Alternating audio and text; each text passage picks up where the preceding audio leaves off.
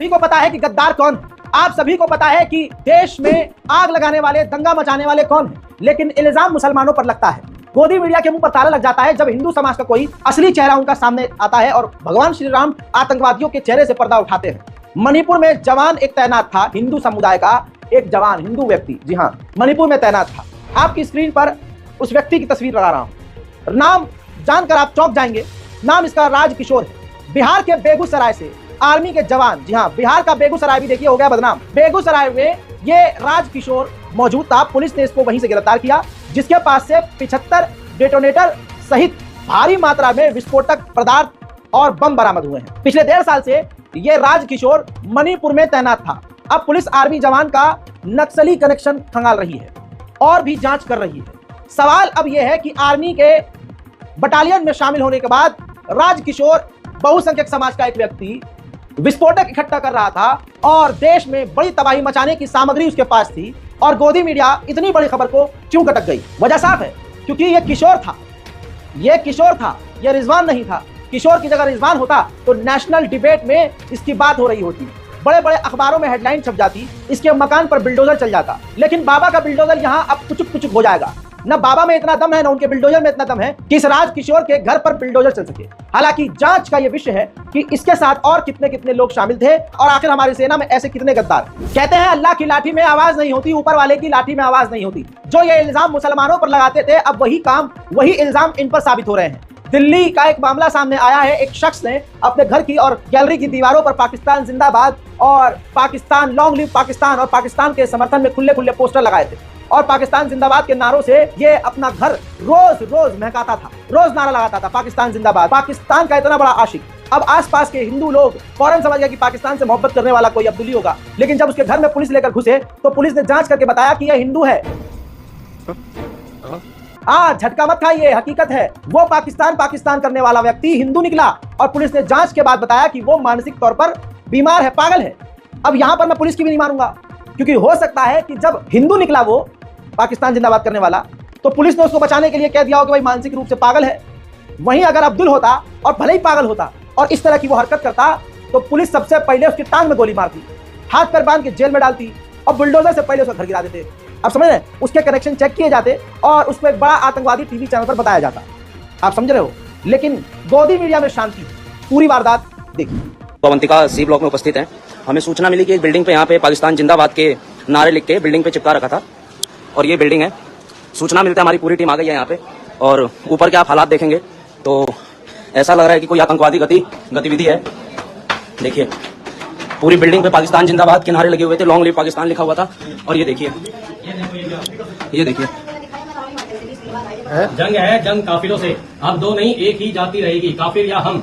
इसका फैसला तलवार से करेगी। जब भूचाल की आमद होती है तो सबसे पहले कुत्तों के कान खड़े होते हैं। ऐसी जंग जो इतिहास बनेगी, दूध पीता भी काट दिया जाएगा। जब तक तलवार अपनी प्यास न बुझा ले। मोहब्बत है, हिंदुस्तान में रह के पाकिस्तान से मोहब्बत कर रहा है?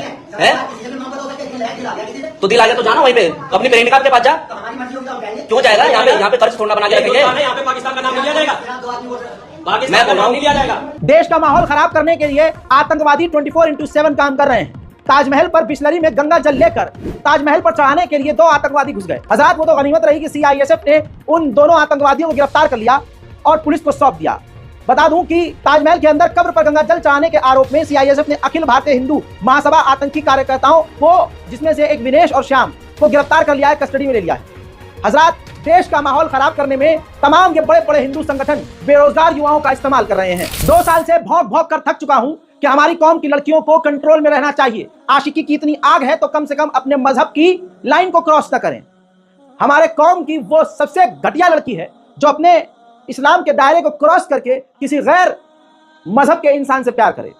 कहते हैं कि प्यार मजहब जाति नहीं देखता है। तुम अंधे मत हो, जिंदगी तबाह हो जाएगी।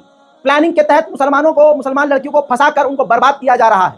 अपनी दुनिया भी लड़कियां खराब कर रही हैं और आखिरत भी खराब कर रही हैं, और दुनिया में अपने माँ बाप का जीना भी हराम कर रही हैं। हजरात, बहराइच का एक मामला, शीबा अली 20 साल की, एक क्या ही उम्र है 20 साल की लड़की हिंदू लड़के से आशिकी में आ जाती है। नाम उस आशिक का अरुण था। अरुण और शीबा एक दूसरे से घंघोर प्यार करते थे, और ऐसे प्यार पर पूरी दुनिया की लानत, और ऐसी लड़की पर खासकर। हालांकि अब वो इस दुनिया में नहीं है, अल्लाह उसके गुनाहों को माफ करे। अब सुनिए शीबा अली के घर वाले और लड़के के घर वाले भी शादी के लिए राजी नहीं थे। लड़के के घर वाले और लड़की के घर वाले अपनी जगह सही थे।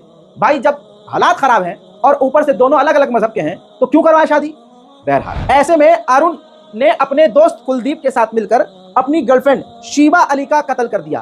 अब सुनिए, संस्कार सुनिए, आप बहुसंख्यक का संस्कार सुनिए। शीबा अली का गला काटकर, सर तन से अलग करके नदी में फेंक दिया और दोनों हाथ भी काटकर अलग कर दिए। यह पूरी रिपोर्ट दैनिक भास्कर की वीडियो में भी मौजूद है, जिसका सोर्स आपकी स्क्रीन पर है।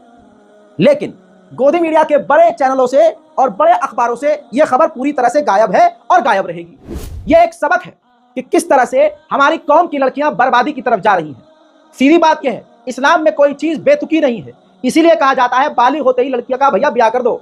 लेकिन हम मॉडर्निटी के नाम पर गंद पे उतरे हैं।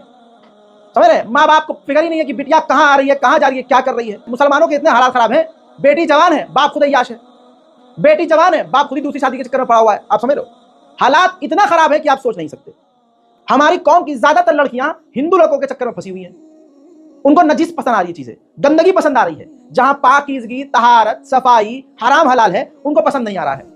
उनको गंदगी पसंद आ रही है। दीन भी खराब कर रही है, दुनिया भी खराब कर रही है। उम्मीद यही कर रहा हूं आप लोगों से कि ज्यादा से ज्यादा इस वीडियो को शेयर कीजिए। हमारे घर के लोगों तक, बुजुर्गों तक ये वीडियो जानी चाहिए, समझ रहे हैं, ताकि लोग जागरूक हों कि ऐसा भी हो रहा है। 1000% हमारे कौम की लड़कियां, मुसलमान लड़कियां हिंदू लड़कों से फंसी हुई हैं। शायद हमारी इस तरह की रिपोर्ट देखकर उनको अकल आ जाए। शीबा अली मर चुकी है, गर्दन कट चुकी है, लाश को वहीं किनारे फेंक दिया था, सर झरने में फेंक दिया था, बॉडी भी जो है अधरंगी मिली थी। ऐसी खौफनाक मौत और कोई शीबा अली ना बने और ना किसी को मिले। पुलिस का बयान भी इस संदर्भ में सुन लीजिए।